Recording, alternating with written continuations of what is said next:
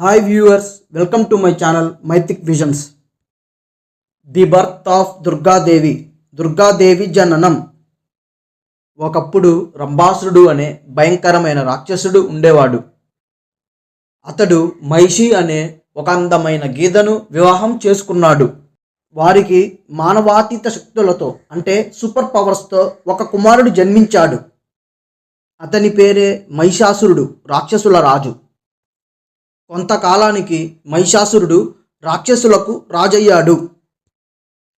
సృష్టికర్తైన బ్రహ్మకు ఘోర తపస్సు చేసి తనను ఏ మనిషి కానీ దేవుడు కానీ చంపలేరని, తన చావు కేవలం ఒక స్త్రీ చేతిలోనే ఉండాలనే వరాన్ని పొందాడు.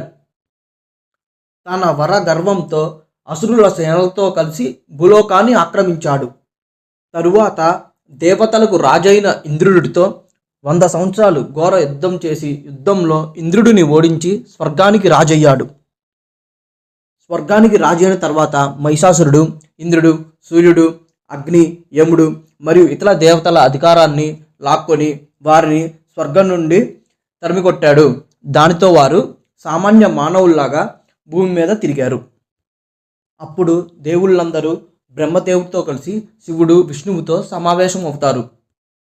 అప్పుడు బ్రహ్మదేవుడు చెప్తాడు, తన వర ప్రభావం వల్ల మహిషాసురుడు ఎంత శక్తివంతుడు అంటే తనని శివుడు కానీ విష్ణువు కానీ చంపలేరు అని.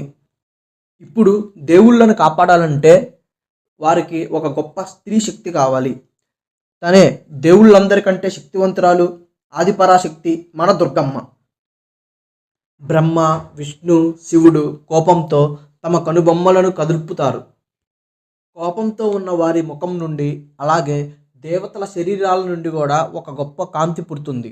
ఆ కాంతి అంతా ఏకమై ఒక స్త్రీ రూపంలో మారిపోతుంది.